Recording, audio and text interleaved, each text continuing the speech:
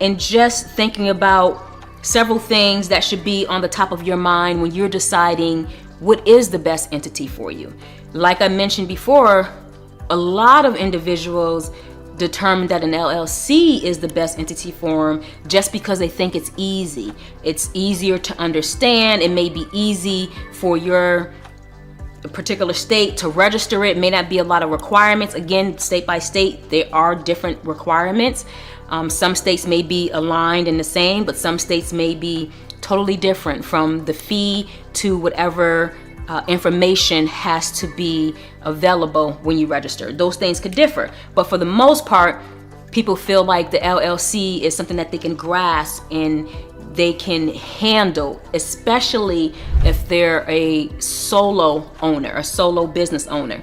However, throughout throughout the series, as I cover the different sections, hopefully by the end you'll see that it appears that it is easier, but easier leniency can have you in legal trouble. So I want to just cover information with the LLC on what you should know and what you should take in consideration. And one of those things is you want to take in consideration what you even want an LLC for. Is it the best entity? And if it is, then of course you want to do the right steps and take the right process. But an LLC, as I stated earlier, stands for Limited Liability Company. So individuals can form an LLC if you are an individual. So remember, we talked about being a sole proprietor. If you're an individual running something on your own, something that's either small, medium size, what have you, but it's just you, and you do not want your personal assets fair game, you want to separate your personal assets from possibly being brought into a situation where somebody wants to either sue you, sue your company. You want to keep those things separate. And so that's what a limited liability company can do as a sole owner. It's limited liability. So if someone sues you, they're limited in what they can actually recoup from in order to make them whole in whatever damages that they're claiming. They're limited to this thing here, and they can't move over to this thing here. So they limit it to what the business may own, what the business may, gross revenue, but they're not moving over to your personal assets. So that's what an LLC can do. People can use an LLC for different reasons: running a business, just holding assets, family assets, business assets. But a lot of people also like an LLC because of the control. You can control management.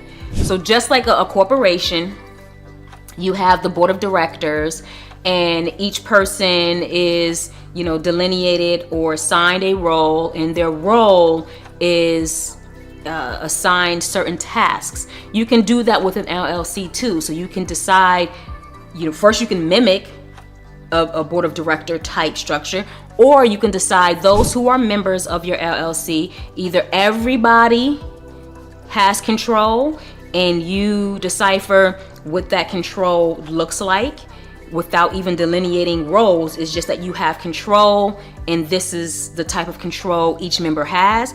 Or with an LLC, they like it because they can set it up to where there could be several members, but maybe one individual or isolated individual has control and the other members have zero control. So people like LLCs for that as well.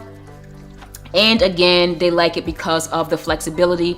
You don't have to have bylaw, meetings and have the minutes to document that and all the other things that are required to have for a corporation, bylaws and all that great stuff. And then lastly, an LLC is an entity that allows what's called a flow-through taxation. I talked a little bit about that in the history of how the IRS decided to handle tax situations for single members and then a state. Well, that is where we're at right now. Single member LLCs are considered disregarded entities, meaning it's disregarded. Whatever you do for your business is disregarded off for that business to go onto your personal income tax. So you don't have to file a separate LLC tax return, and whatever you make is all together.